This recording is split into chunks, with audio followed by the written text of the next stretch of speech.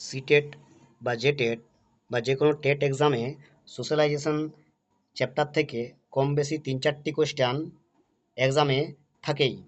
এই ভিডিওতে এই চ্যাপ্টার থেকে বারবার এক্সামে আসা ইম্পর্টেন্ট 10টি কোয়েশ্চেন, যেখান থেকে ৩-৪টি অবশ্যই কমন পাওয়া যায়, সেগুলি আলোচনা করব। তাহলে চলো শুরু করি। আমাদের প্রথম প্রশ্ন, the most intense and crucial socialization take place. তাহলে most intense and crucial socialization কোন স্টেজে দেখা যায়? During adolescent, during early childhood, during adulthood, throughout the life of a person. এর সঠিক উত্তর হবে ডিউরিং অ্যাডোলেসেন্ট। অ্যাডোলেসেন্টটা একটা ক্রুশিয়াল একটা স্টেজ সোশ্যালাইজেশনের, তাই সঠিক উত্তর ডিউরিং অ্যাডোলেসেন্ট। 2 নম্বর question, students observe fashion shows and try to imitate models. This kind of imitation may be called.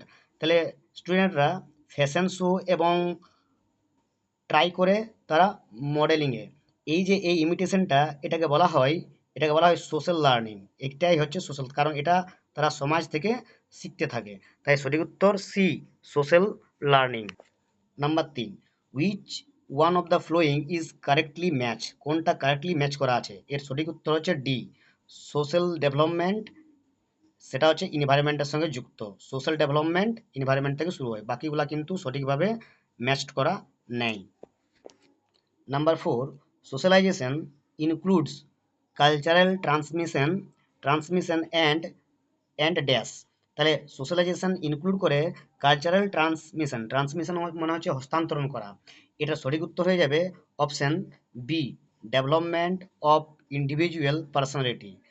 এখানে অপশন এ ডিসকারেজ রিবেলিয়ন, এটা কিন্তু ডিসকারেজ করা হচ্ছে, রিবেলিয়ন বলতে রাজদ্রোহ।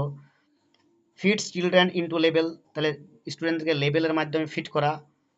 প্রোভাইড ইমোশনাল সাপোর্ট, এখানে ইমোশনাল সাপোর্টের কথা বলা হয়নি, কালচারাল ট্রান্সমিশনের কথা বলা হচ্ছে, তাই সঠিক উত্তর হচ্ছে development of individual personality.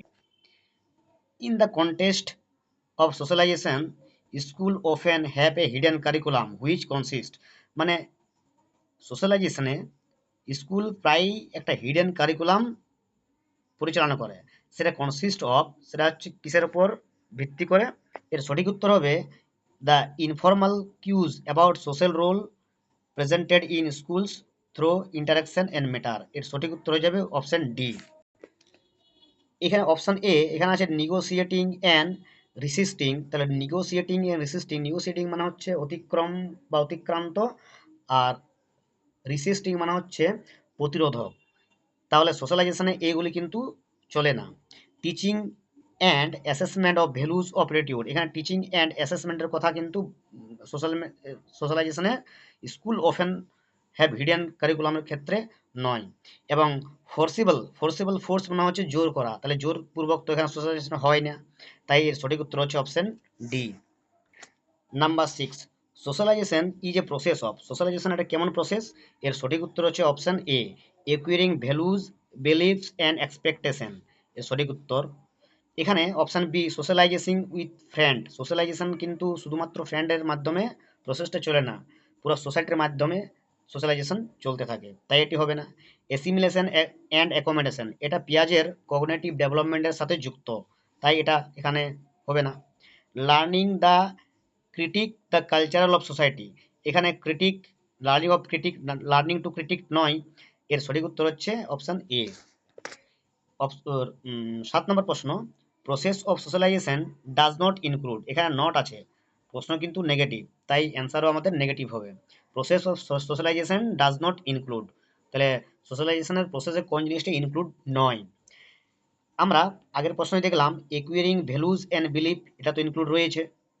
Option C, learning the custom and norms of culture, তাহলে কাস্টম অ্যান্ড নর্ম সোশ্যালাইজেশন রয়েছে, এটাও সঠিক। একুইজেশন অফ স্কিল, তাহলে স্কিলকে অর্জন করা, এটাও রয়েছে, তাহলে কোনটি ইনক্লুড নয়? জেনেটিক ট্রান্সমিশন কিন্তু ইনক্লুড নয়। 8, dash is a process through which a human infant begins to acquire the necessary skill to perform as a functional member of the society. এখানে বলা হচ্ছে ড্যাশ একটি প্রসেস যেখানে হিউম্যান ইনফ্যান্ট শুরু করে necessary স্কিলগুলিকে acquire করার জন্য। তাহলে কোন কোনটা হচ্ছে একটা প্রসেস, সেটা হচ্ছে সোশ্যালাইজেশন। সোশ্যালাইজেশন হচ্ছে এমন একটা প্রসেস যেখানে হিউম্যান ইনফ্যান্ট শুরু করে তাদের নেসেসারি স্কিলগুলিকে একুয়ার করার জন্য। Number 9, middle childhood is the period from, middle চাইল্ডহুডটা এর স্টেজটা কোন কোন ইয়ার রয়েছে? অপশন বি সঠিক উত্তর 6 to 11 ইয়ার্স। এখানে আমরা একটা লিস্ট দেখে নিই। দেখো এখানে ইনফ্যান্সিটা রয়েছে বার্থ থ্রু 18 মান্থ, এটা পুরোটা স্টেজ অফ সোশ্যালাইজেশনের একটা পুরো stage. Early childhood 18 months to 3 years, pre school 3 years to 6 years, এটা খুবই ইম্পর্টেন্ট 4 নাম্বারটা। স্কুল এজ বা এটাকে লেটার চাইল্ডহুড বলছে বা মিডিল চাইল্ডহুড বলছে, যেটা 6 থেকে 11। অ্যাডোলেসেন্ট, এটাও কিন্তু খুব important, adolescent 11 years to 18 years। Young adulthood 18 years to 35 years। Middle adulthood 35 years to 65 years। এবং লাস্ট আছে আমাদের ম্যাচিউরিটি, এটা 65 years to ডেথ। আমাদের লাস্ট প্রশ্ন, which of the following is true of school and socialisation, school এবং সোশ্যালাইজেশনের ক্ষেত্রে কোনটি সঠিক? Option A, school does not play role in socialisation, তাহলে স্কুল সোশ্যালাইজেশনে একটা প্লে রোল করে না, এটা কিন্তু মিথ্যা, প্লে রোল করে। School an important agent of socialisation, school is an important agent of socialisation, হ্যাঁ এটা তো সঠিক, কারণ একটা ইম্পর্টেন্ট এজেন্ট হচ্ছে সোশ্যালাইজেশন।